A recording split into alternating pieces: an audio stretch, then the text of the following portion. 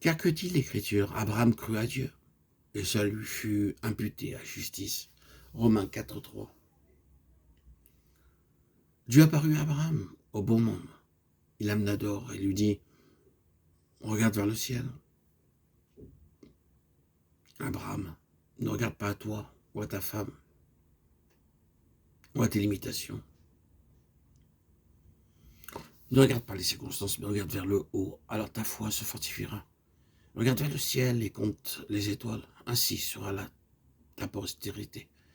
Jusqu'à aujourd'hui, personne ne connaît le nombre des étoiles. Elles sont nombreuses et éloignées.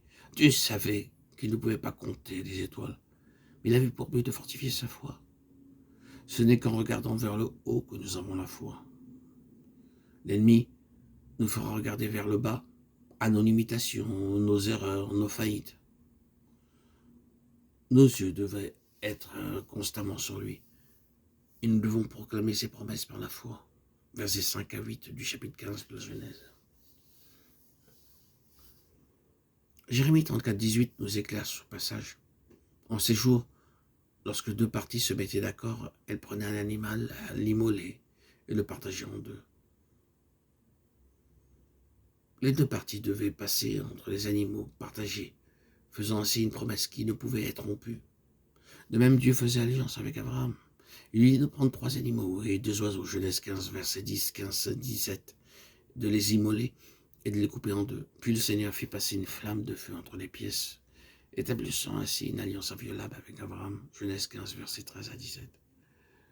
Abraham écoutait Dieu et Dieu lui prédisait que sa postérité en tant que nation séjournerait en Égypte pendant 400 ans et reviendrait dans le pays à la 4e génération.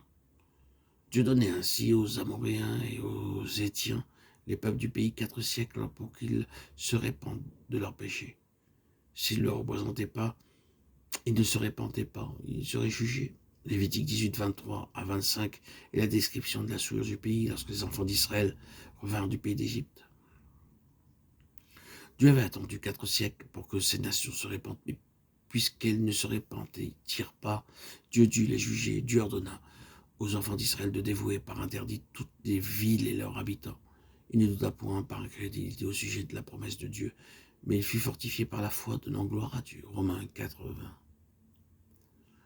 Le Seigneur Jésus-Christ a établi aujourd'hui une alliance avec nous, par son propre sang, et par cette alliance, nous possédons son héritage.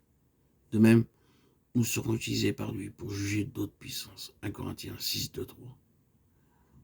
C'est en raison d'un tel privilège que nous devons obtenir une foi forte et active, une foi qui triomphe des doutes, qui écoute et obéit lorsqu'il nous parle.